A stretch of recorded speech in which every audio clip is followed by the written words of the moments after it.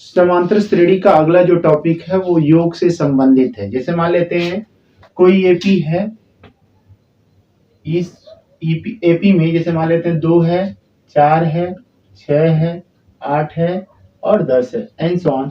ऐसे बहुत सारे पद हैं। तो इसमें क्या कहता है कि 2 पदों का योगफल, 3 पदों का योगफल, 10 पदों का योगफल, ये पदों का योगफल। तो उसके लिए लगाते कैसे हैं? इसका सिंपल फार्मूला ये है कि यस एन बराबर n by 2a plus n minus 1 into d. ठीक है ना। इस सूत्र का इस्तेमाल करके हम आसानी से उस सवाल को पा लेते हैं, क्योंकि एग्जाम में ज्यादातर आपका क्वेश्चन इसी पे ही लगता है। ठीक है ना। तो मान लेते हैं इन दोनों पदों को अगर हम जोड़ लें तो 4 2 6, 6 6 12, 12 8 20, 20 10 30। यहां तक अगर हम योगफल करते हैं तो 30 आता है।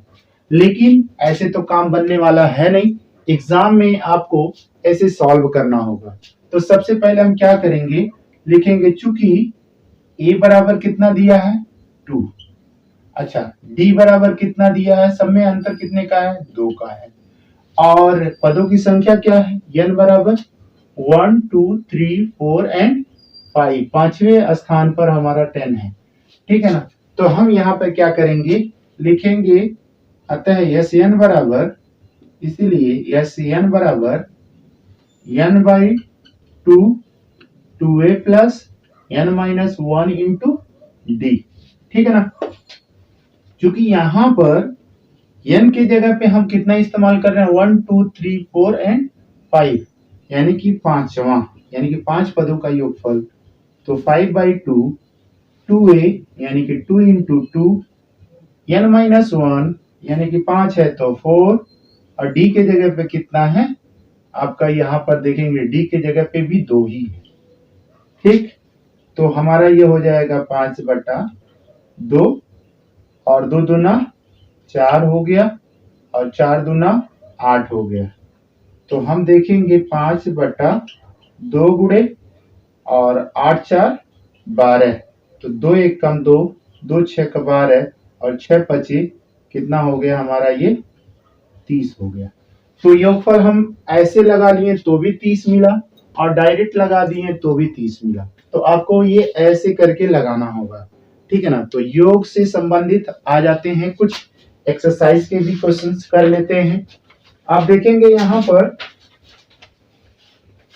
कि 5C का कुछ क्वेश्चंस हैं, एक आध क्वेश्चन को हम इसमें सॉल्व करेंगे और आपको बताएंगे कि किस तरह का से क्वेश्चंस को सॉल्व किया जाता है। एक्सरसाइज में आप देखेंगे 5C का, 5C में आपका 9वां क्वेश्चन है।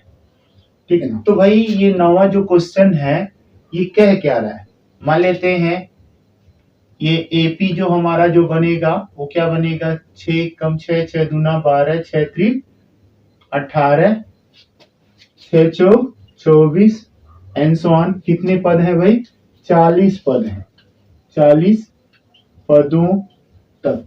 लेकिन इन 40 पदों के योग, 40 पदों तक का जो योग है इन सबको ऐड करना है, जोड़ना है। तो हम क्या करेंगे, लिखेंगे क्योंकि ए बराबर क्या है 6, अच्छा डी बराबर सब में अंतर कितने का है 12 का है, सॉरी 12 का कह रहे हैं 6 का है। कुल पदों की संख्या क्या है, n बराबर 40 है। तो हम कह सकते हैं यस n बराबर n by 2a plus n minus 1 into d. ठीक है ना। तो यहाँ n के जगह पे कितना इस्तेमाल करना है 40, तो हम 40/2 कर सकते हैं, और यहाँ पे हो जाएगा 2 इंटू 6 प्लस n के जगह पर 40 रखेंगे और 40 में से 1 निकालेंगे तो 39 गुणे, यहाँ पे हो जाएगा आपका 6। ठीक है। तो हमारा ये आपका हो गया 20। अब ब्रैकेट के अंदर देख लेते हैं 6 दूना 12। अब इसमें इसका गुणा कर लीजिए, 9 6 54 को, सॉरी 9 6 का 54 को 4 हाथ में आया 5, और 6 3 18, 18 2 20, 20 3 23। ठीक है ना। अब यहाँ पर देखेंगे 2 गुणे इन दोनों को इकट्ठा कर लीजिए, 4 2 6 3 1 4 246 हो गया। इसका दुगुना कर लें, 6 दूना 12 को 2, 4 दूना 8 और 1 9, 2 दूना 4, एक जीरो बचा, इस जीरो को यहाँ पे कर लेते हैं। तो क्या हो जाएगा, 6 12 18 24 ऐसे करके 40 पदों तक के नंबरों को अगर हम जोड़ते हैं तो जोड़ने के बाद आपका कितना आंसर आएगा, 4920। क्वेश्चन आप देख रहे होंगे कि आपको स्क्रीन बोर्ड पर दिखलाई दे रहा होगा। एक समांतर श्रेणी के 15 पदों का योगफल 0 है। लिखा हुआ है चूंकि यस 15 पदों का योगफल क्या है, 0 है। ठीक है ना। तो यस 15 पदों का योगफल क्या है, 0 है। तो हम यहां पर देख लें, n/2 2a plus n-1 into ये d होता है, बराबर हम 0 कह देंगे यदि हम यहां पर कितना इस्तेमाल करते हैं, 15 तक। ठीक है ना। अब यहां पर क्या हो जाएगा, अगर हम 15 में से 1 निकाल देंगे तो ये हमारा कितना हो जाएगा, 14। यानी कि अब यहां पर हम लिख सकते हैं 14d। ठीक है ना। तो ये हमारा हो गया इस सिचुएशन के हिसाब से जैसा कि इसने कहा है। इसको हम समीकरण नंबर 1 मान लेते हैं। ठीक है ना। अब यहां पर देखेंगे, ये कह रहा है यदि चौथा पद 12 हो। ठीक है ना। पुनः चौथा पद 12 हो, यानी कि a4 इज इक्वल टू 12।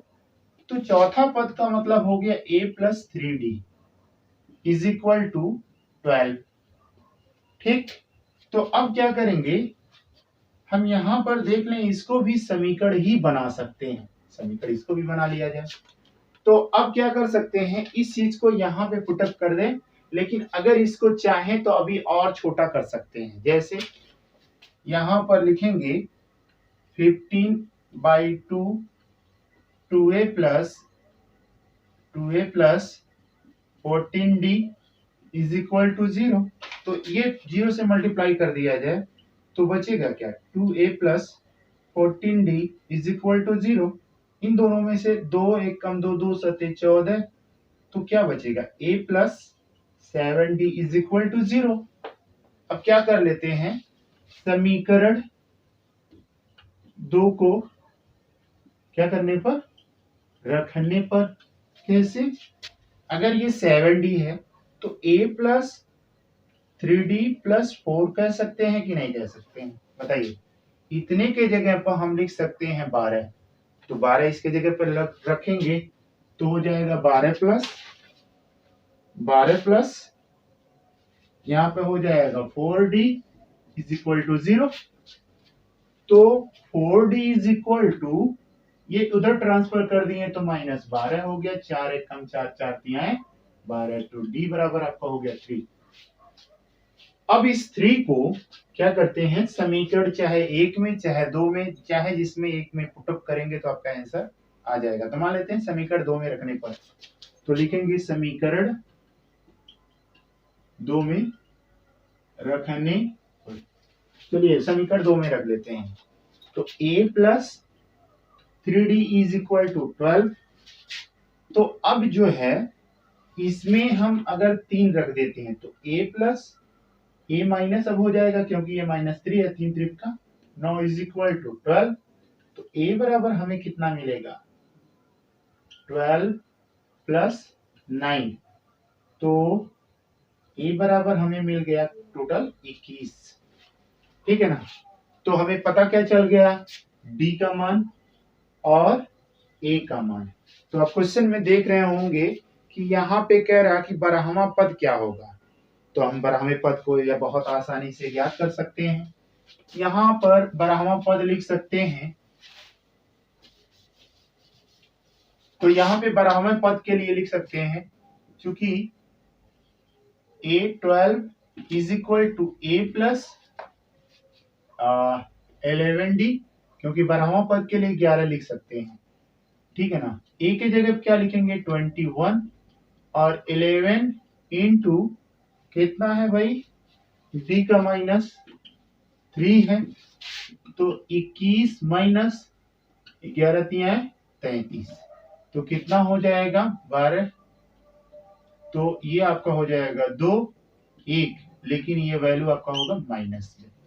इस तरह से 12वां जो पद होगा वो -12 होगा। ठीक है ना।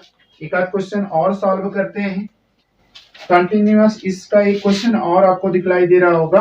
52 पदों का योगफल ज्ञात करना है जिसके दूसरे और तीसरे पद क्रमशः 14 और 18 हैं। तो यहाँ पे मान लें कि माना प्रथम पद A एवं सर्वांतर D है। ठीक है ना। तो प्रथम तो कह रहा है कि दूसरे यानी कि A plus A2 is equal to 14 है, तो A plus D is equal to 14 समीकरण नंबर 1। पुनः कहता है तीसरे पद A plus 2D is equal to 18 है, तो ये समीकरण नंबर हमारा हो जाएगा दूसरा। ठीक, समीकरण 2 में से एक को घटाने पर, चलिए घटा देते हैं, इसमें से इसको घटा लें तो A में से A निकल गया, 2D में से एक D निकल गया, तो बचा क्या D बराबर 18 में से 14 निकल गया तो 4 हो गया। ठीक है ना। अतः किसी भी समीकरण में रख लें, चाहे एक में या दो में, तो समीकरण 1 में D बराबर 4 रखने पर तो A plus D is equal to 14।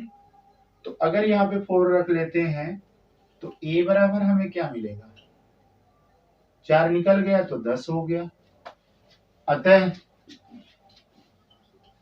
हमें कौन सा पद निकालना है, 51 पदों का योगफल ज्ञात करना है।